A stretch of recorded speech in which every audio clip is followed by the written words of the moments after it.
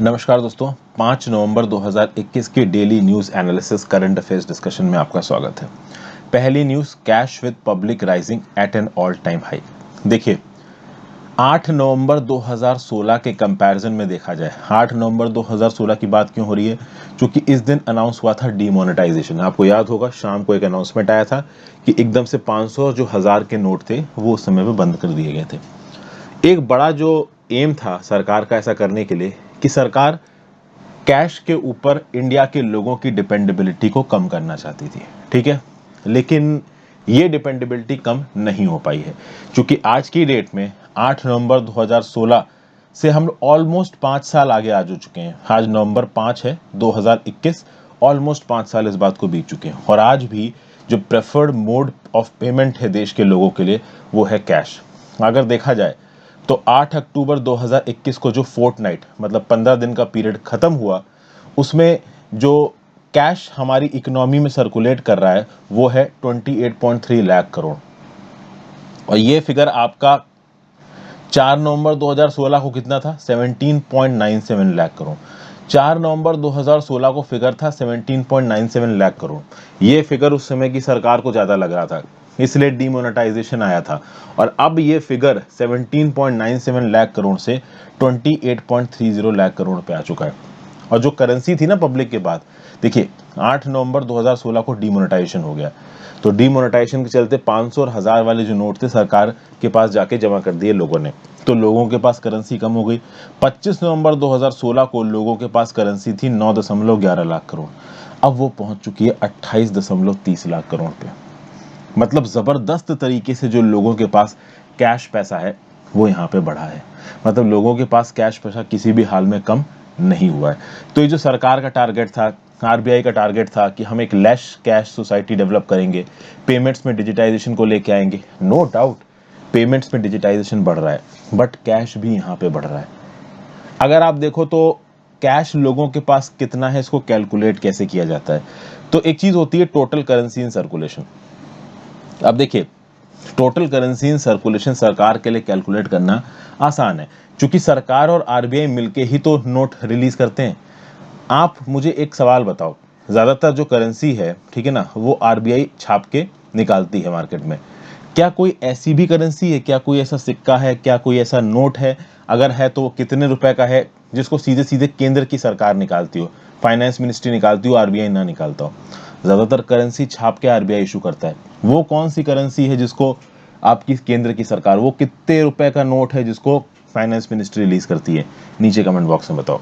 ठीक है, तो जो टोटल पैसा सरकार की तरफ से और आरबीआई की तरफ से रिलीज किया गया मार्केट में, उसको आप बोलोगे करेंसी इन सर्कुलेशन। अब सारा का सारा कैश तो, क्या करेंसी तो लोगों के पास है नहीं, डेली के बेसिस पे बैंकों के पास ही पैसा जमा रहता है। तो बैंकों के पास जितना कैश जमा होता है उसकी रिपोर्ट, पीरियोडिक रिपोर्ट हर दिन के एंड पे जाती है आरबीआई के पास, सरकार के पास। तो बैंकों के पास जो पैसा जमा है उसको माइनस कर दो करेंसी इन सर्कुलेशन से, तो आपके पास आ जाएगा cash in the hands of people. और ये जो cash in the hands of people है ये बहुत ज्यादा है। इनफैक्ट दिवाली से पहले ये और ज्यादा हो जाता, क्योंकि दिवाली के समय पे लोग खर्चा करते हैं। और पिछले 2 सालों में ये नंबर बढ़ा है। क्यों बढ़ा है?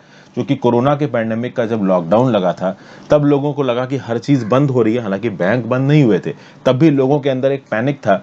उस पैनिक के चलते लोगों ने बहुत ज्यादा अकाउंट से पैसा निकाल लिया, तो लोगों के हाथ में जो कैश वाला एलिमेंट था ना, वो और बढ़ गया। अगर एक स्पेसिफिक जर्नलिस्टिक टर्म्स में बात करें तो फाइनेंशियल ईयर 2020 में जितनी हमारी टोटल जीडीपी है, उस जीडीपी का कितना परसेंट कैश इन सर्कुलेशन है, वो निकल के आता है 10 से 12%। लेकिन आगे आने वाले समय में due two reasons of corona pandemic, ऐसा बताया जा रहा है कि आने वाले समय में फाइनेंशियल ईयर 2025 तक 14% of the GDP will be the cash in circulation. तो जितनी हमारी टोटल जीडीपी है, इसका 14% कैश इन सर्कुलेशन होगा। एक और बात यहाँ पे आरबीआई की द्वारा बताई जा रही है। आरबीआई का ये जो एजम्पशन है ये काफी सही एजम्पशन। क्या मतलब? आरबीआई का ये बोलना है कि देखिए, जैसे जैसे हमारे देश की जीडीपी बढ़ेगी, वैसे वैसे डिजिटल ट्रांजैक्शंस भी बढ़ेंगे, डिजिटल पेमेंट भी बढ़ेंगे, क्योंकि सरकार डिजिटल पेमेंट को प्रमोट कर रही है। लेकिन उसके साथ साथ लोगों के हाथ में जितना कैश है वो भी बढ़ेगा। तो डेफिनेटली भले ही सरकार इस बात की कोशिश कर रही हो कि आप डिजिटल पेमेंट्स को बढ़ाओ, कैशलेस सोसाइटी को प्रमोट करो, लेकिन कैश का प्रयोग बढ़ती जीडीपी के साथ बढ़ेगा ही बढ़ेगा, हम उसको पूरी तरीके से रोक नहीं सकते। और ये एक बहुत सिंपलिस्टिक और लॉजिकल आर्गुमेंट है, क्योंकि भाई कैश तो आप इस्तेमाल करोगे ही करोगे। अभी इंडिया उस लेवल पे नहीं आया है कि कैश का इस्तेमाल बंद कर दिया जाए, क्योंकि इंडिया में अभी भी 15 करोड़ लोग ऐसे हैं, 15 करोड़ लोग ऐसे हैं जिनके पास बैंक अकाउंट है ही नहीं। और आज की डेट में हम लोग ई कॉमर्स का इस्तेमाल करते हैं ना, अमेजन से और फ्लिपकार्ट से सामान मंगाते हैं, और भी मिंत्रा, बतेरी तरीके की ई कॉमर्स वेबसाइट है। तो जब हम उनसे सामान मंगाते हैं, तो अगर आप टायर 1 सिटी में हो, टायर 1 सिटी मतलब मान लीजिए आप मुंबई दिल्ली जैसे शहरों में, बेंगलोर में हो, तो यहाँ पे 90% जो ई कॉमर्स ट्रांजैक्शन होती है उसमें जो पेमेंट होता है वो ऑनलाइन होता है। आपने नेट बैंकिंग से कर दिया, क्रेडिट कार्ड से कर दिया, डेबिट कार्ड से कर दिया, पेटीएम से कर दिया, तो ऑनलाइन पेमेंट होता है। लेकिन अगर आप टायर 4 सिटीज में चले जाओगे, अच्छा एक चीज, सॉरी, टायर 1 सिटी मतलब मुंबई दिल्ली बेंगलोर जैसे शहरों में 90% में बोल गया, 50% जो पेमेंट होता है वो भाई आपका ऑनलाइन होता है और 50% कैश होता है। मतलब दिल्ली मुंबई बेंगलोर जैसे शहरों में अगर आप ऑनलाइन कुछ भी मंगा रहे हो, चाहे खाने की चीज हो, चाहे ई कॉमर्स में खरीदने का सामान हो, कपड़े लत्ते जो भी आप मंगाते हो, तो उसमें 50% पेमेंट कैश से होता है, 50% ऑनलाइन होता है, अगर आप किसी बड़े शहर में दिल्ली जैसे शहरों में रहते हो। और अगर आप किसी टायर 4 सिटी में रहते हो, छोटे मोटे शहर जैसे अयोध्या हो गया, आपका मुजफ्फरपुर हो गया बिहार में, इस प्रकार के किसी शहर में रहते हो, तो यहाँ पे जो 90% ई कॉमर्स ट्रांजेक्शन होती है ना, उसमें पेमेंट कैश में किया जाता है और केवल 10% पेमेंट आपका ऑनलाइन होता है, डिजिटल होता है। तो ये भी एक यहाँ पे एक स्टैटिस्टिक है। और फेस्टिवल सीजन के दौरान लोगों की स्पेंडिंग बढ़ जाती है और कैश में स्पेंडिंग अच्छी खासी रहती है। ठीक है, तो ये कुछ यहाँ पे इंपॉर्टेंट स्टैटिस्टिक्स थे। General studies paper 3 Indian economy के टर्म्स में स्टैटिस्टिक्स इंपॉर्टेंट थे। अपने मेंबर्स का स्वागत कर लेते हैं, देखते हैं हमको किसने किसने ज्वाइन किया है। तो प्रीतम कुमार ने हमको ज्वाइन किया है। प्रीतम कुमार का ये 4th month is a member. Welcome back Pritam, thank you so much for joining again. Recurrently आप ज्वाइन कर रहे हैं, इससे काफी मदद मिलती है। अंशुमन मानी ने हमको ज्वाइन किया है। सिंधुजा नारायण ने हमको ज्वाइन किया है। सिंधुजा नारायण का 2nd month is a member. Welcome back Sindhuja. Prateek Raut ने हमको ज्वाइन किया है। सना खान ने हमको ज्वाइन किया है। डिस्क्रिशन इल्यूमिनेशन ने हमको ज्वाइन किया है, इनका 3rd month is a member. Welcome back discretion illumination. Tamanna Dahiya ने हमको ज्वाइन किया। तमन्ना दहिया का 9th month is a member. Thank you so much Tamanna for joining. लंबे समय से आपने ज्वाइन कर रखा, ऑलमोस्ट 1 साल हो रहा है, तो आई होप कि मेरी वीडियोस बहुत हेल्पफुल होंगी। Thank you so much Tamanna. Then Sameer Patel, rockstar Divesh, Deepak Chauhan, Nidhi Singh का 2nd month is a member. Welcome back Nidhi. So Nidhi Singh 2nd month is a member. Deepak Chauhan, Rockstar Divesh, Sameer Patel. Special thanks to Tamanna Dahiya, 9th month is a member. Discretion Illumination 3rd month is a member. Sana Khan, Prateek Roth, Sindhuja 2nd month is a member. Anshuman Mani and Preetam Kumar 4th month is a member. Welcome back guys and girls. Thank you so much for joining this channel. Thank you so much for your consistent support. आगे continue करते हैं अपने lecture को। Next news है 75 tons more gold in forex kitty adds to stability. India का जो foreign exchange reserve है, it is somewhere around $640 billion, बहुत तेजी से बढ़ रहा है। फॉरेक्स रिजर्व्स कैसे काम करते हैं इसके ऊपर मैंने बहुत सी वीडियो बना रखी है। फॉरेन एक्सचेंज को अगर आप मेरे नाम हर्षित द्विवेदी के साथ यूट्यूब पे सर्च मारेंगे, तो जो भी मैंने अपने देश के फॉरेक्स रिजर्व से रिलेटेड वीडियोस बना रखी हैं, उसके एसोसिएटेड कंसेप्ट्स आपको समझ में आ जाएंगे। आप स्पेसिफिकली इन कीवर्ड्स के साथ यूट्यूब पे सर्च मार के वीडियोस देख सकते हो। अब अगर देखा जाए तो आरबीआई का ये डाटा बताता है कि पिछले 12 महीनों में इंडिया के जो गोल्ड रिजर्व्स हैं वो 75.59 टन बढ़े हैं। और एक्चुअली में gold reserve is a subset of forex reserve. जो हमारे फॉरेक्स रिजर्व्स होते हैं ना, उसमें फॉरेन करेंसी एसेट्स भी आते हैं, फॉरेन करेंसी भी आती है जैसे यूएस डॉलर, यूरो वगैरह, और गोल्ड रिजर्व्स भी आते हैं। ओके, तो इसमें ये जो गोल्ड रिजर्व्स हैं वो पिछले 12 महीनों में 75.59 टन बढ़े हैं। अभी के लिए आरबीआई का डाटा बताता है कि टोटल जो गोल्ड रिजर्व्स हैं आरबीआई के पास वो पहुंच चुके हैं 743.84 मेट्रिक टन्स ऑफ गोल्ड पे एज ऑफ सितंबर 2021। पिछले साल ये सितंबर 2020 के एंड पे 668.25 टन्स थे, मेट्रिक टन्स। इस बार ये पहुंच चुके हैं 743.84 मेट्रिक टन्स, पिछले साल के कंपैरिजन में 11% ज्यादा। लेकिन जो वैल्यू है वो वैल्यू केवल $960 मिलियन बढ़ी है पिछले साल के कंपैरिजन में। मतलब गोल्ड का प्रपोर्शन ज्यादा बढ़ा है बट गोल्ड की वैल्यू ज्यादा नहीं बढ़ी है। उसका रीजन ये है कि गोल्ड की वैल्यू गिरी है। पिछले साल जब कोरोना का पैंडेमिक आया था तो उसमें प्रति 10 ग्राम जो गोल्ड का रेट था वो 56,000 रुपए तक पहुंच गया था। लेकिन अब गोल्ड के रेट थोड़े स्टेबलाइज हो रहे हैं, लगभग 48,000 या उससे थोड़ा कम पे आ चुके हैं। तो भले ही हमारे आरबीआई के पास ओवरऑल गोल्ड का क्वांटम बढ़ रहा है, बट चूंकि मार्केट में गोल्ड की वैल्यू कम है, तो गोल्ड की वैल्यू अगर देखा जाए तो वो हमारे फॉरेक्स रिजर्व में थोड़ी सी कम होगी, मतलब उतनी तेजी से नहीं बढ़ी है। चूंकि देखिए गोल्ड पड़ा है, बट गोल्ड की ओवरऑल कीमत तो उसके मार्केट रेट पे होगी ना, और मार्केट रेट थोड़ा सा गिर गया है गोल्ड का, 10 ग्राम लगभग 48,000 रुपए से थोड़े कम पे आ गया।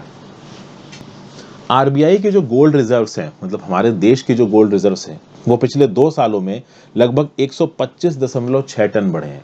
और इंडिया अगर देखा जाए टेक्निकली तो गोल्ड रिजर्व्स के मामले में नवा सबसे बड़ा गोल्ड रिजर्व है, लेकिन ये सरकारी डाटा आपका आरबीआई के पास जो गोल्ड रिजर्व्स है उसकी बात हो रही है। हमारे देश के लोगों के पास गोल्ड रिजर्व्स बहुत ज्यादा हैं, टॉप 3 में ही होंगे हम लोग when it comes to gold reserves of India. अच्छा, एक और बात, ये जो पूरा का पूरा 743.84 मेट्रिक टन्स है गोल्ड इंडिया का, ये पूरा का पूरा इंडिया के पास नहीं रखा है। इसमें से लगभग 451.54 metric ton bank of England और बैंक ऑफ इंटरनेशनल सेटलमेंट्स में रखा हुआ है। अब ऑब्वियसली बात है, वहां पे सेफली अगर हमारा गोल्ड स्टोर्ड है तो डेफिनेटली उसके लिए हम लोग कुछ फीस भी देते हैं। लगभग 292.3 टन ऑफ गोल्ड इंडिया में आरबीआई के पास है, ठीक है। और आरबीआई की जो रिपोर्ट है management of foreign exchange reserves की, वो ये डाटा बताती है। तो 743 मेट्रिक टन्स में से 451.54 बैंक ऑफ इंग्लैंड और बैंक ऑफ इंटरनेशनल सेटलमेंट्स में रखा हुआ है। 292.3 टन्स को आरबीआई ने अपने कस्टडी में रख रखा है, ठीक है भाई। तो टोटल फॉरेन एक्सचेंज रिजर्व्स में से गोल्ड का कितना परसेंटेज है, तो एंड मार्च 2021 में हमारे टोटल फॉरेन एक्सचेंज रिजर्व्स में गोल्ड की वैल्यू थी 5.87%, जो कि एंड सितंबर 2021 में 5.88% पे आ चुकी है। ओके, पहले एक समय ऐसा था कि दुनिया भर में जो भी करेंसीज का एक्सचेंज होता था उसकी जो वैल्यू थी ना, वो गोल्ड के बेस पे स्थापित की जाती थी। तो यूएस डॉलर की वैल्यू इस बात पे डिपेंड करता था कि फेडरल रिजर्व के पास कितने गोल्ड के रिजर्व्स हैं। लेकिन अब ऑब्वियस ही बात है, करेंसीज की वैल्यू गोल्ड के हिसाब से डिसाइड नहीं की जाती है, लेकिन फिर भी दुनिया भर की जो सेंट्रल बैंक्स हैं वो गोल्ड में अपना पैसा इन्वेस्ट करती हैं। अगर आज की डेट में आपके पास बहुत सारे पैसे आ जाएं, तो प्रॉपर्टी के बाद, जमीन के बाद, फ्लैट के बाद अगर आप किसी दूसरी चीज में पैसा इन्वेस्ट करना चाहोगे तो वो गोल्ड है। हाँ, कम दिमाग के लोगों के लिए, मेरे जैसे दिमाग के लोगों के लिए, जिनके पास ज़्यादा दिमाग नहीं है म्यूचुअल फंड्स का या फिर स्टॉक मार्केट का, जो स्टॉक मार्केट की किंग है, म्यूचुअल फंड्स की किंग है, उनकी एक अलग बात होती है। मैं अमीरों के पर्सपेक्टिव से बात कर रहा हूँ।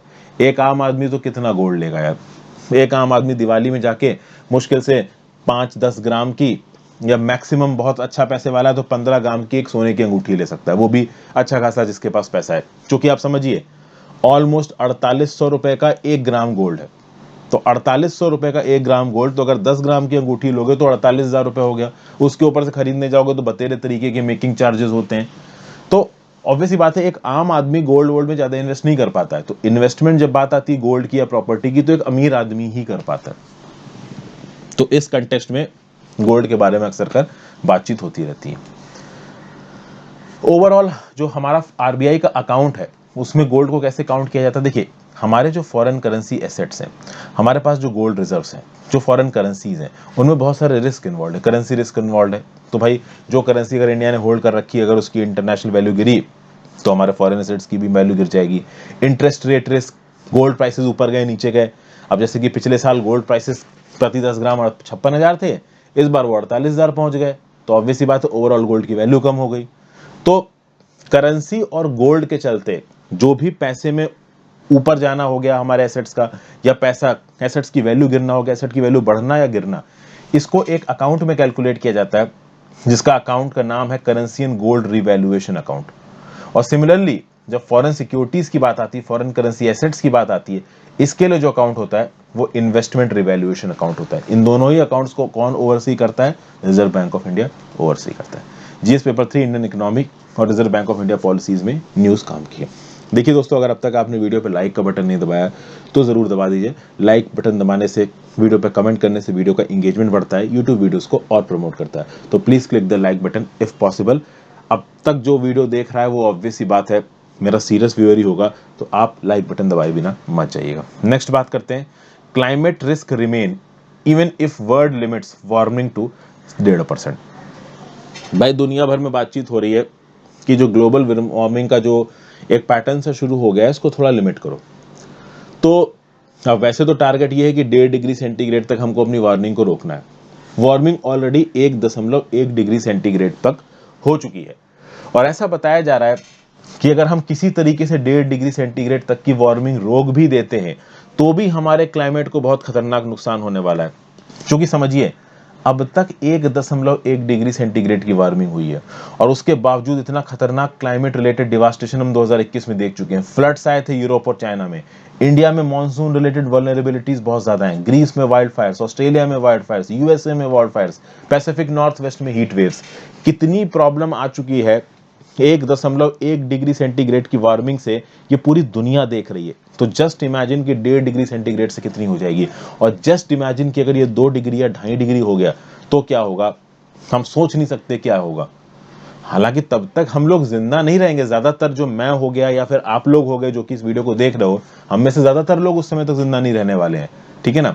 हम लोग की लाइफ स्पैन कितनी बड़ी है, अगर आज की डेट में मान लो मैं 34 साल का हूं तो ज्यादा से ज्यादा मतलब जो भी है 40-50 साल और जी गए, अगर बहुत ज्यादा जिए तो। ठीक है। बाकी का भी आप कह सकते हो, आप में से मुझसे 10-15 साल लोग छोटे होंगे तो आप मान लो 50 साल और जी गए। ये सब जो इफेक्ट्स है ना, ये इफेक्ट्स बहुत लॉन्ग टर्म में दिखने वाले हैं। 70-80 साल बाद क्या होने वाला है, तो उस समय तक हालात बहुत ज्यादा खराब होने वाले हैं। इसीलिए इस ग्लोबल वार्मिंग के फिनोमिना को अरेस्ट करना बहुत ज्यादा जरूरी है।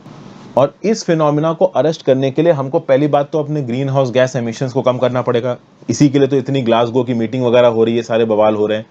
उसके साथ साथ हमको एडाप्टेशन में पैसा लगाना पड़ेगा। अब ये एक बहुत इंपॉर्टेंट पॉइंट है, एडेप्टेशन। एडेप्टेशन मतलब कि ये जो ग्लोबल वार्मिंग हो रही है इसके इफेक्ट्स को काउंटर करना, और इसके इफेक्ट्स को काउंटर करने में अच्छा पैसा खत्म होगा। एडेप्टेशन के लिए ऐसा बताया जा रहा है कि 2030 तक अकेले को डेवलपिंग कंट्रीज को सालाना 140 से 300 बिलियन डॉलर्स खर्च करना पड़ेगा और 2050 तक अकेले को डेवलपिंग कंट्रीज को सालाना 280 से 500 बिलियन डॉलर्स एक्स्ट्रा खत्म करना पड़ेगा हर साल। और ये सिर्फ डेवलपिंग कंट्रीज की मैं बात कर रहा हूं।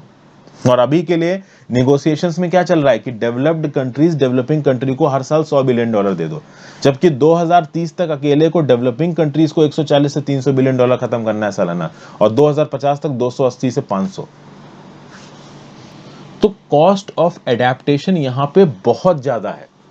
और पैसा आ कितना रहा है, एक्चुअल पैसा देखा जाए तो ऐसा बताया गया है कुछ एस्टिमेट्स के हिसाब से, जो कि मैंने एडिटोरियल में भी डिस्कस किया था, कि 2019 में डेवलप्ड कंट्रीज ने डेवलपिंग कंट्रीज को 79.6 बिलियन डॉलर दिए। और हमें चाहिए कितना, हमने अभी डिस्कस किया।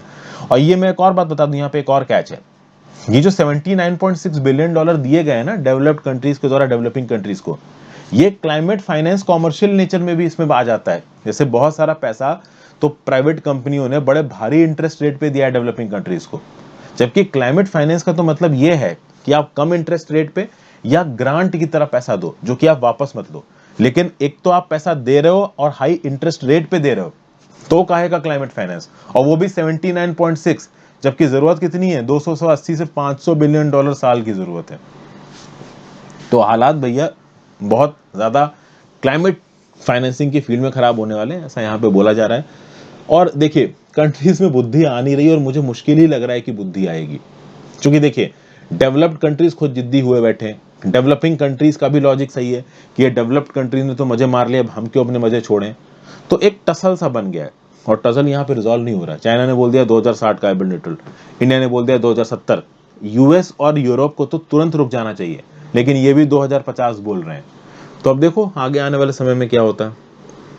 नेक्स्ट बात की जाए तो दुनिया भर में लगभग फिजिकल स्टिमुलस तो दिया गया है कोविड-19 के मेजर्स, मतलब कोविड-19 का जो फाइनेंशियल इंपैक्ट आया, इससे उभरने के लिए दुनिया भर की कंट्रीज की रिजर्व बैंक ने और सरकारों ने 16.7 ट्रिलियन डॉलर का फिजिकल स्टिमुलस दिया है ताकि इकोनॉमी को रास्ते पे लाया जा सके। लेकिन इसमें से बहुत कम पैसा कोविड-19 के क्लाइमेट रिस्क से डील करने के लिए, मतलब क्लाइमेट रिलेटेड मैनेजमेंट के लिए इस 16.7 ट्रिलियन डॉलर्स में से बहुत कम पैसा है। और आगे आने वाले समय में पैसे की कमी और कम होगी लोगों के पास, ठीक है ना, सरकारों के पास, क्योंकि बहुत सारा पैसा सरकारों ने उधार उठा के बांटा है, तो फिर उसका इंटरेस्ट भी चुकाना पड़ेगा। तो कुल मिला के क्लाइमेट रिलेटेड एक्टिविटीज को स्टेबलाइज करने के लिए सरकारों के पास पैसा और कम बचेगा। प्लस लॉकडाउन के बाद चाइना में पॉल्यूशन एक्टिविटीज और बहुत तेजी से बढ़ रही हैं, तो दुनिया भर की जो इकोनॉमीज है वो ओपन अप हो रही हैं, वो कंस्ट्रक्शन करेंगी तो वहाँ पे भी पॉल्यूशन बढ़ेगा। तो निगेटिव पॉइंट्स यहाँ पे काफ़ी हैं। अच्छा, पॉजिटिव पॉइंट्स भी हैं। क्या क्या पॉजिटिव पॉइंट्स हैं? तो पॉजिटिव पॉइंट्स ये हैं कि 79% कंट्रीज ने कम से कम एक national level adaptation planning instrument को इंप्लीमेंट किया है। तो प्लान के रिस्पेक्ट में, स्ट्रेटजी के रिस्पेक्ट में, पॉलिसी के रिस्पेक्ट में, लॉ के रिस्पेक्ट में जितनी भी कंट्रीज हैं उसमें से 79% कंट्रीज ने ओवरऑल कुछ एजेंडा सेटअप किया है, कुछ लॉ सेटअप किया है, जिस लॉ के तहत वो क्लाइमेट चेंज को अरेस्ट करने की कोशिश कर रहे हैं, क्लाइमेट को स्टेबलाइज करने की कोशिश कर रहे हैं। ओके, फिर यहाँ पे ये बताया जा रहा है कि 9% of the countries that do not have such an instrument are in the process of developing one। जो कंट्रीज जिनके पास कोई भी क्लाइमेट रिलेटेड आर्किटेक्चर नहीं है, लॉ नहीं है, उनमें से 9% कंट्रीज ऐसा कुछ लॉ बनाने के रास्ते पे हैं, वो लॉ बनाने की कोशिश कर रहे हैं। ओके, 65% कंट्रीज ऐसी हैं जिनके पास एक या एक से ज्यादा सेक्टोरल प्लान्स हैं, जिसके थ्रू वो क्लाइमेट फाइनेंस को लाने की कोशिश कर रहे हैं, क्लाइमेट चेंज के साथ टैकल करने की कोशिश कर रहे हैं। 26% कंट्रीज ऐसी हैं जिनके पास वन और मोर सब नेशनल प्लानिंग इंस्ट्रूमेंट्स हैं। तो मतलब कुल मिला के देखिए, अब पॉजिटिविटी यहाँ पे इस बात में दिख रही है कि देश की सरकारें कोई ना कोई लॉ बना रही हैं, कोई ना कोई स्ट्रैटेजी बना रही हैं, कोई ना कोई आप कह सकते हो कि एजेंडा लेके आ रही हैं ग्लोबल वार्मिंग को रोकने का, पॉल्यूशन को रोकने का। वो एजेंडा सक्सेसफुल कितना होगा ये अपने आप में एक बड़ा सवाल है, वो आगे आने वाले समय में हम देखेंगे। जीएस पेपर 3 क्लाइमेट चेंज में ये न्यूज आपको काम आएगी। नेक्स्ट न्यूज है world food prices hit a 10-year high. ठीक है भाई, तो जो वर्ल्ड फूड प्राइसेस हैं they are highest since July 2011। Okay, high क्यों है?